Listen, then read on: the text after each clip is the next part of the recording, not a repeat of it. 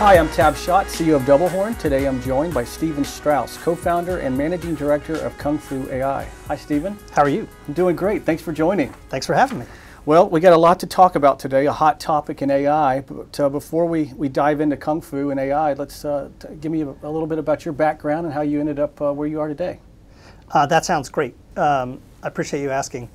You know, at a high level, I tell people that I'm a serial entrepreneur and former venture capitalist. So KUNGFUAI is my 5th startup. Wow. And 2nd professional services firm. And I also spent 9 years at Austin Ventures, a venture capital firm. And so I've always been in the tech entrepreneur space, and I've been on both sides of the table as I've gone through my career. You've got the bug for sure. I have. I actually say I'm unemployable yeah, at this point. Exactly. No, I understand. I understand. Before we move on, and this is something that I'm asked about quite a bit, talk about the VC experience, the evaluating all of those business plans that came across your desk. And I mean, you know, the ratio of what's accepted is very small to what you see. Yeah, very small.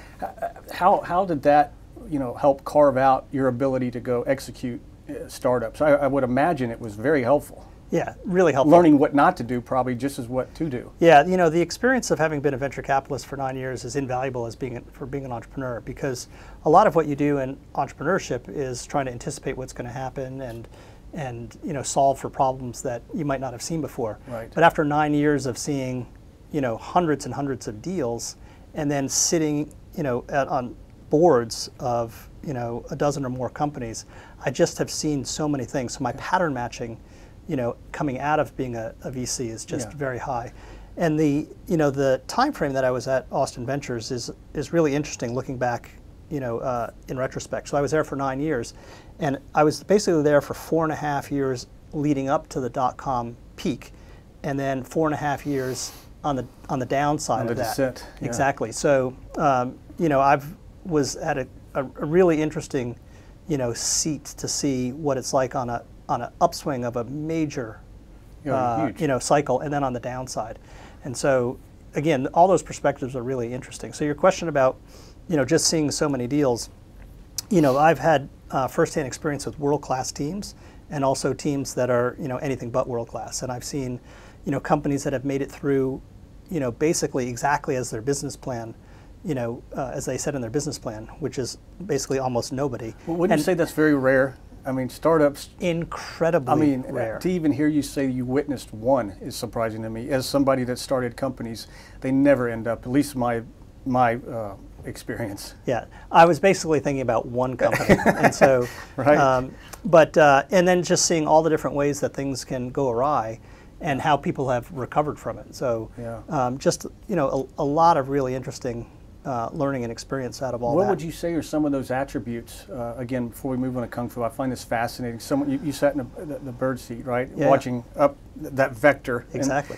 What adaptability, you just mentioned that. You having to adapt is huge as an entrepreneur, because the climate changes, you can't just close your doors, you know? So what are some other attributes? You know, I think that some of the top attributes for people just being in entrepreneurial settings, not just entrepreneurs, are risk tolerance. Yeah. You know, I have come to realize that I just have a higher risk tolerance than an awful lot of people. You know, ability to manage ambiguity. Yeah. You know, it's almost the opposite of what you see of someone who's a cube dweller at a Fortune 500 company. Yeah. And that's in part why I joke that I'm unemployable, because it's those attributes that make you good at this, make you not want to do those things, because there's no ambiguity in that kind of role. It's a proven commodity. It's been there for a long time. Exactly, and there's very little risk, and so those are things that I find exciting. So. Yeah, no, that answers. So let's talk about Kung Fu. That sounds great. Yeah, so AI, I mean, just that's almost a new cloud now, right? Just a word. Yeah, the buzzword, yeah. It is the buzz, right? So talk about Kung Fu, and then drive us down maybe into your portfolio, your service offerings, and sure. And for our audience, definitely give your view of AI. Yeah, well, let's start with my view of AI, because you know, the term artificial intelligence is pretty meaningless at this point. A lot of people use the term machine learning or whatever other word they might use. Right. But I have a couple working definitions of what it means, and you know, regardless of what people interpret the word as, this is how I think about it.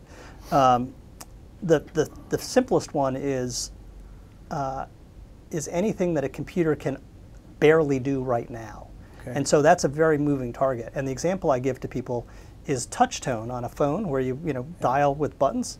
That was considered AI at one point. Right. And now we think of, well, frankly, people below a certain age don't even know what I was touch about tone to means. say, you know how many people are not even touching a button these days. Yeah, exactly. Yeah. So that was considered AI at one point. But I think a more practical definition is solutions built on data. And that really gets to the heart of the difference between traditional software development and AI solutions. In other words, in software development, you're writing code that says specifically what's going to happen as the computer operates. But when you have data solutions built on data, what you're doing is the computer is taking lots of data in and developing all sorts of knowledge about that, and then using that to predict things that are going to happen in the future. And so that's my working definition of AI. Before you jump to Kung Fu, because that helps a lot set the stage for our conversation, where do you think the development cycle is in what you just said? I mean, are we at the bottom of the right of the U curve here, or I mean? So it's a great question. So if you've been in the AI industry for a long period of time, there's this concept of AI winters, where AI was in vogue and then it got overhyped and then it went through an AI winter. Winter, okay. And so, if you've been in the industry for a long time, you have a pretty jaded perspective of where we might be right now. But I personally think that we are in essentially the golden age of AI, because this is where it really takes off from a commercial point of view. Okay. And I peg approximately 2016 as the year that shift started So we kind of crossed the chasm, if you will, in 16, and now we're into commercial acceptance. And so I mentioned that I lived through the dot-com boom and dot-com bust. And so for people of an age that lived through that, I frankly believe that we are in about 1997 relative to the internet. In other words, in 1997, you could tell that something major was happening. But there was a lot of, it was almost like you were in the fog and you could see the outlines of where it was going, but you really couldn't, discern with much certainty where it was going to go, but you knew it was going to happen. Right. And, think about what happened in 97, 98, 99, and take out the bust, because that was, about hype and stock market, et cetera. Yeah. But the fundamentals going into, 001, 02, 03, 04, we were just on a massive, a massive upward clip. And I feel like that's where we are right now. Wow. I have no idea what the S-curve is going to look like relative to what happened with the internet. Hopefully there won't be a big boom and bust like there was. So drastic, right? So drastic, but from a fundamentals point of view, I really feel like this feels like the early days of the dot-com boom.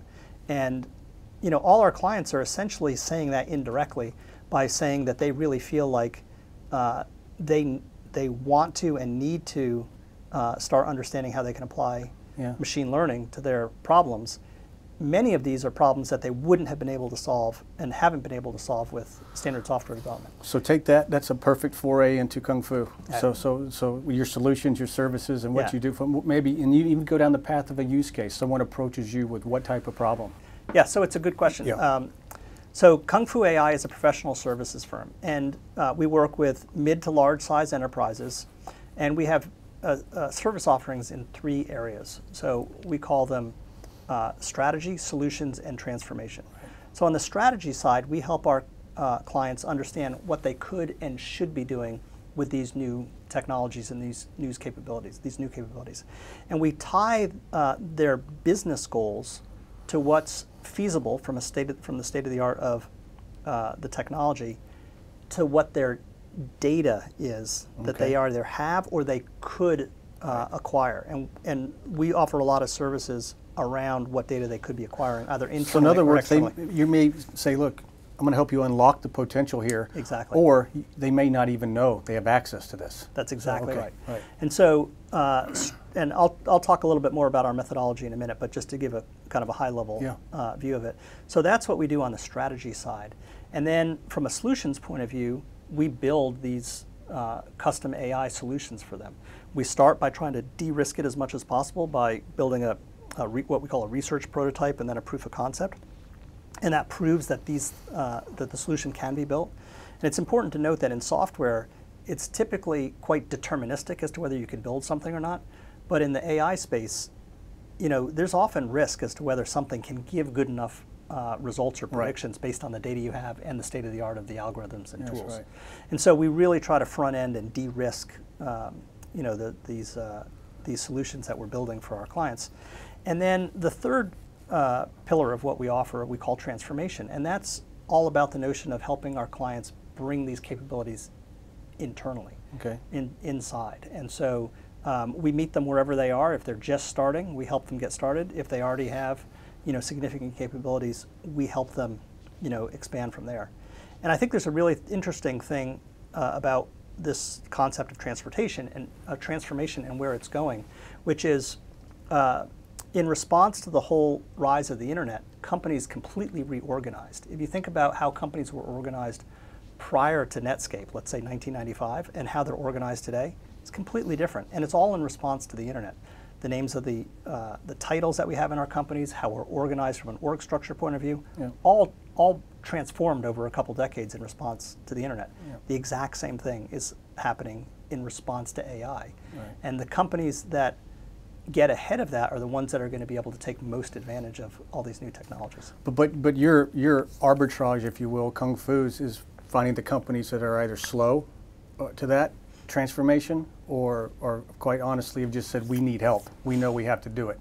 Yeah, so because not every company is going to have the skill sets, the plan, and just ready to make this transformation. I mean, that is a gigantic leap. Well, yeah, I think that bigger picture transformation is something that is just starting, and we're trying to be thought leaders in what that looks like, but it's very unclear as to exactly what that's going to look like. So you don't have to get tied up in that right now. Companies come to us right now in essentially two different perspectives. One is they want to go down this path and they don't even know where to start. That's one. And then the other is they're pretty sure they know what they want to do for a project, but they don't necessarily have the skills internally, or the skills that they have internally are allocated somewhere else, right? They just don't have enough bandwidth. Not enough bandwidth. And so, for the companies that come to us not knowing what to do, our primary goal is to identify as small an engagement, and that may sound counterintuitive, but we try to find as small an engagement with them that's going to deliver results so that they can get confidence that they can do more.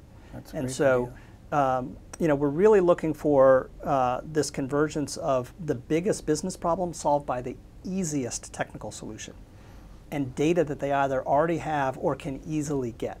And that's fascinating, because that builds trust with the client too, because you're not trying to get the biggest SOW or PO right out of the gate. You're just trying to build a relationship.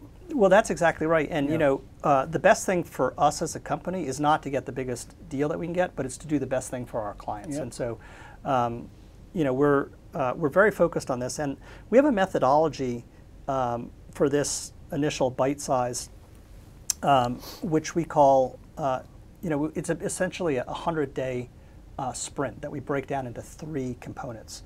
So we do a medium level dive on their data, not a deep dive, but not just a cursory view. We really try to understand their business problems, and then we build out a proof of concept, something that actually works, maybe not deployable and scalable at this point, but actually works, and get all that done in 100 days. And we actually scope the definition of what that's going to be to fit into 100 days.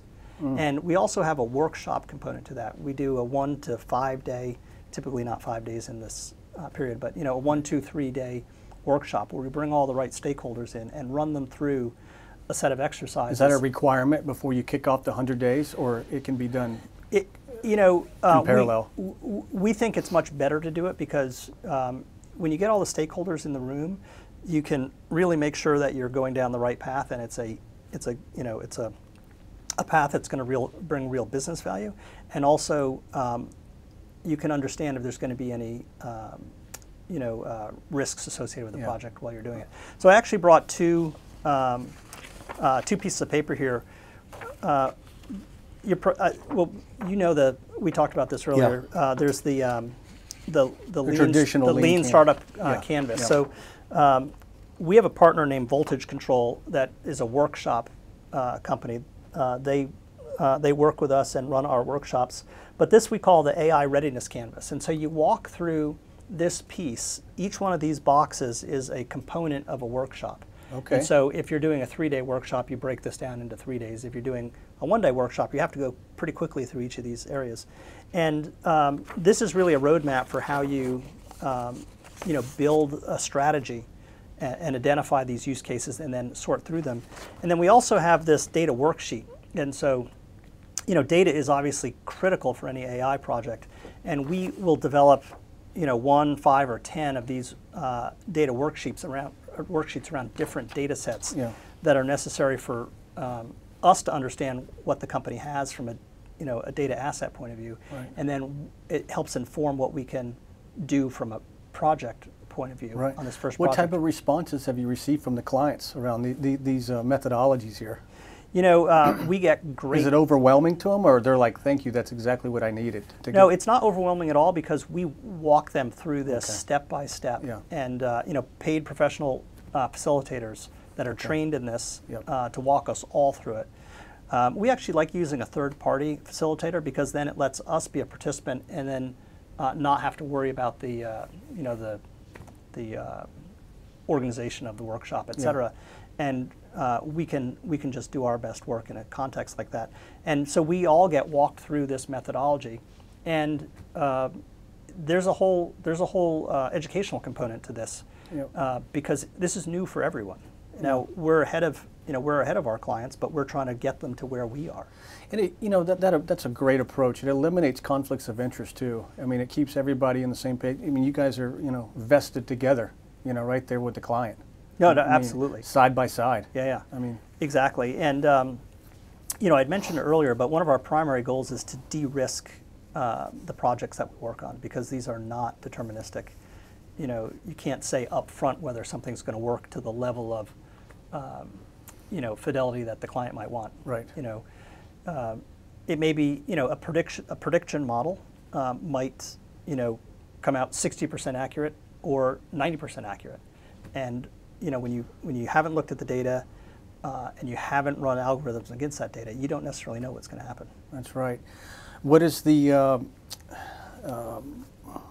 sales model or consulting model at that particular point when a CTO or somebody looks across from me and says, I'm not a 60% guy, I need 85 to sign off? I mean, is it just stop there, or do you just continue to educate them on the realities of AI versus a very predictable model that, traditional software you've been used to for many, many decades? That's not the world we're in. Does that kick off a whole nother? I would imagine it does. Well, it really does kick off a whole set of discussions. Yeah. And it's really important to understand why things don't work, and it usually comes down to data, right? We know what the algorithms are capable of doing, right? It's because we're expert in them and we've implemented them, et cetera. So we're not going to take someone down a path where the algorithm's not going to, be successful, or the approach that we're taking. And so it really comes down to the data. And so what we tell our clients is actually that, de-risking this up front and understanding within just a few weeks or maybe a month or two whether something's going to work or not is actually a success, even if it's a failure.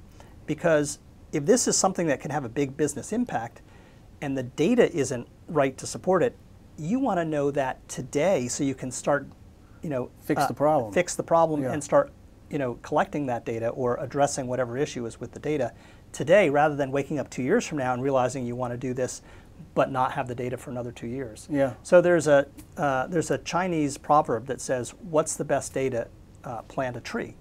And the answer is 20 years ago. Well, what's the second best day to plant a tree? It's today. And so that's completely analogous to a problem with data. You want to find out about it right away so that you can be addressing it. And if it's not going to be good, right? If you didn't, kind of maybe inadvertently plant it 20 years ago, you want to start planting it today so that it can grow and you can do this work. I want to make one other point on this, which is I actually have a lot of empathy for CTOs who are in their roles right now, because they're clearly, to get to the point of being a CTO in a company means you've had a very successful career and you're really good at what you do.